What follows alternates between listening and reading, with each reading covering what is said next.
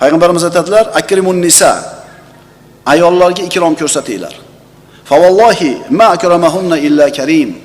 Allohga qasam, ayollarga faqat karim inson ikrom ko'rsatadi. Va ma ahanahunna illa la'in. Faqat pastkash, razil insongina ayollarni xor qiladi. Ayolingiz, juftingiz, turmush o'rtog'ingiz sizni yaxshi yomon kuningizda sizga bir sherik bo'lgan, boringizda yo'g'ingizda sabr qilib yoningizda turgan, sizni yumshoq muomalangizga eng haqli odam mana shu ayolingiz bo'ladi. Odatda muloyim yumshoq gaplar ko'chadagilarga gapiriladi, uyga bori gapiriladi. Ko'chadagilarga topib gapiramiz, uydagilarga nima qilamiz? Borini gapiramiz. To'g'rimi? Ikkinchi ukalar deyman. Ayol kishiga do'q qilib, ayol kishiga qattiq muomala qilishlik ulug'likning belgisi emas. Aksincha bu uni teskarisini belgisi. Ko'chadagilarga qilib ko'ring, bunaqa qilig'ingizni kimsan sen menga deydi. Endi uyingizda qilasiz, chunki ko'taradida, u zdachi bera olmaydi-da. Zaifada, qo'lingizdagi omonatda javob bera olmaydi-da. Shuning uchun agar uyingizdagilarga qilayotgan muomalangiz lutf bilan, yumshoqlik bilan, muloyimlik bilan bo'layotgan bo'lsa, siz oliyjanob odam ekansiz. Rasululloh shuni aytibdilar. Faqat karim inson ayollarga ikrom ko'rsata oladi.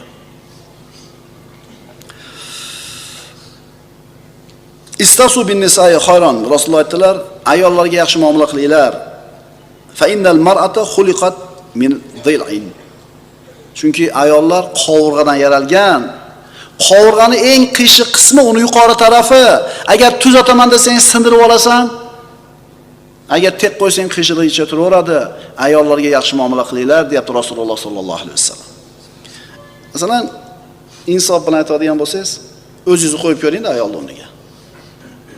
Sizga qanaqa muomala qilishlarni xohlardingiz?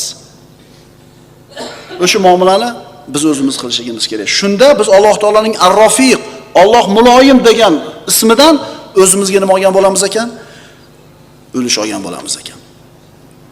Agar erkak kishi o'zini jufti bilan, ayoli bilan qilayotgan muomalasida muloyim bo'lsa, hikmat bilan yo'l tutadigan bo'lsa, albatta oilasi saodatli bo'ladi.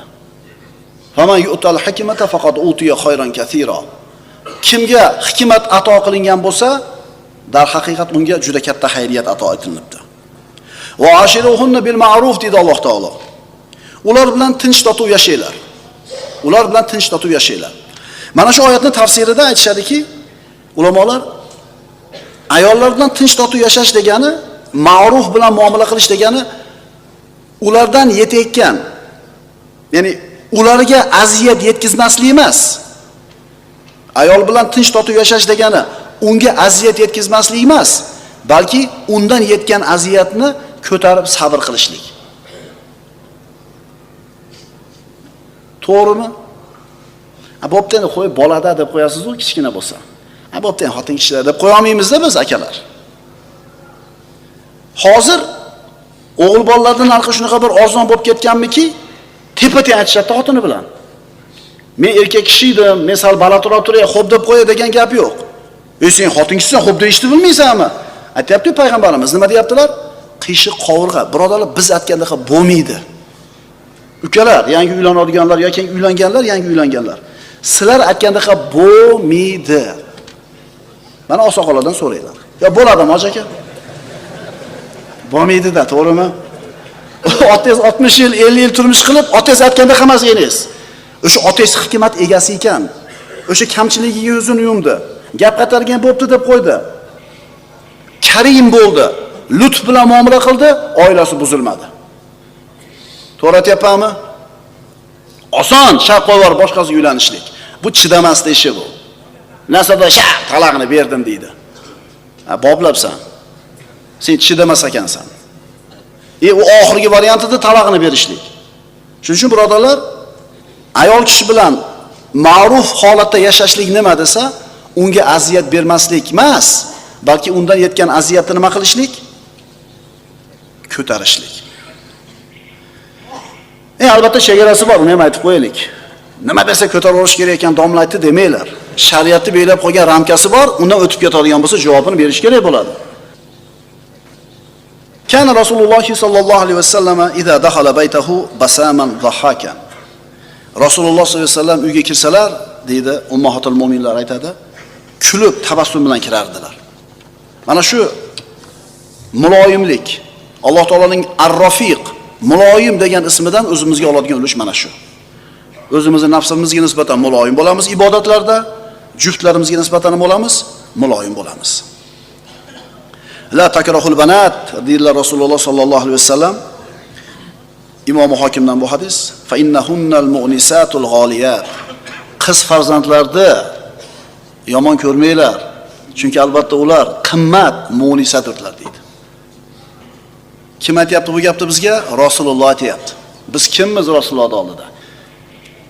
Payg'ambarimiz ahlga qilingan yaxshi muomala eng katta yaxshilik ekanligini aytdilar. Xayrukum li ahli va ana xayrukum li ahli. Sizlarning ichingizda eng zo'rlaringlar ahllariga yaxshi muomala qilganinglar. Endi men sizlarning ichingizda o'zimning ahlimga eng yaxshi muomala qiladiganman deyaptilar. Tushunarlimi? Faqatgina karim inson uyiga kirib ayollariga muloyimlik bilan, lutf bilan muomala qiladi.